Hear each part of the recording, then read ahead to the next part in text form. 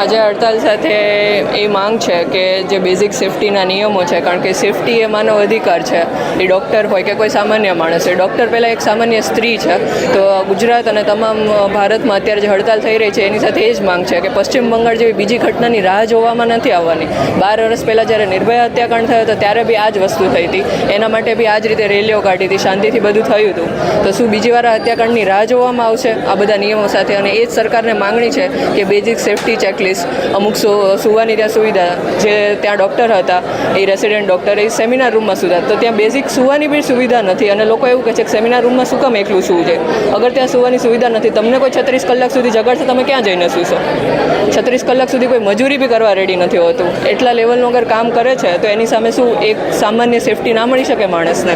અને એ માંગ સાથે અત્યારે પૂરા ભારતમાં આ છે. અને એમને ન્યાય મળે, એમના બધા જ કલ્પ્રિટ પકડાય અને એમને પૂરતો ન્યાય મળે, એમની ફેમિલીને ન્યાય મળે, એ અમારી માંગણી છે. હું junior doctor association president, PDU medical college Rajkot. જલ્દી સર, જે રીતના ઘટના બની કલકત્તાની અંદર, એ પછી દેશભરના તમામ ડૉક્ટરોની અંદર એક રોષ છે. શું રોષ સાથે આ જે વિરોધ છે, હડતાલ પાડવામાં આવી છે, તો કઈ રીતની સેવાઓ બંધ કરે? આ જે હડતાલ છે એ કોલકાતા ખાતે આરજેકર મેડિકલ કોલેજમાં સેકન્ડ યર TBCD વિભાગમાં ફરજ બજાવતી મહિલા તબીબને પોતાની રાત્રિની ફરજ દરમિયાન એને હત્યા કરી એની સાથે દુષ્કર્મ ગુજારવામાં આવે છે. પછી ત્યારબાદ ત્યાંના જે ડૉક્ટરો તો શાંતિપૂર્વક હડતાલ કરી રહ્યા હતા, એ ડૉક્ટરો પણ રાત્રિના સમયમાં 14 તારીખે મોટી સંખ્યામાં ટોળું આવીને મારામારી કરે છે, તેમજ કોલેજમાં અને હોસ્પિટલ ખાતે તોડફોડ કરે છે અને આ ઘટના સંબંધિત જેટલા પુરાવા હતા તે નાશ કરવા માટેના પૂરા પ્રયત્નો કરે છે. તો આ જે ઘટના છે એ એકદમ અમાનવીય અને અયોગ્ય છે, શરમજનક ઘટના છે. તે ઘટનાને અમે ડૉક્ટર એસોસિએશન દ્વારા નિંદા કરીએ છીએ અને એ વિરોધના ભાગરૂપે આજ લોકોએ અમે હડતાલ કરી છે.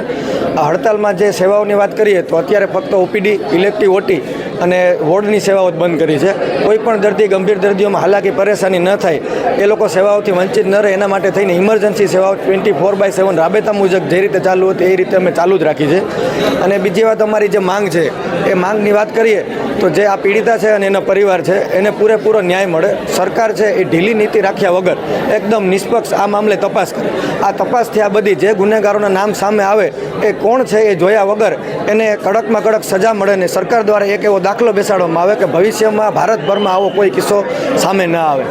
બીજી વસ્તુ કે જે આ ડૉક્ટરને મારામારી અને જે અન્યાયના કિસ્સાઓ છે એ વર્ષોથી ભૂતકાળથી ચાલ્યા આવે છે, છતાં પણ મોટાભાગની ભારતભરની હોસ્પિટલમાં જે સુરક્ષાને લગતી બેઝિક વસ્તુઓ છે એમાં કોઈ પણ નોંધપાત્ર વધારો હજુ સુધી થયો નથી. સુરક્ષાકર્મીઓ હોય કે CCTV હોય, એવી બેઝિક વસ્તુઓ પણ મોટાભાગની હોસ્પિટલમાં નથી.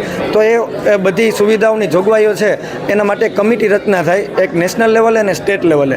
એ આ બધી જોગવાઈઓ કન્સિડર કરી અને એક જે સેન્ટ્રલ પ્રોટેક્ટિંગ એક્ટ છે એમાં આ બધી જોગવાઈઓને અમલીકરણ કરવા માટે તાત્કાલિક ધોરણે એ લોકો દ્વારા પગલાં લેવામાં આવે એવી અમારી ડૉક્ટર્સ એસોસિએશનની માંગ છે.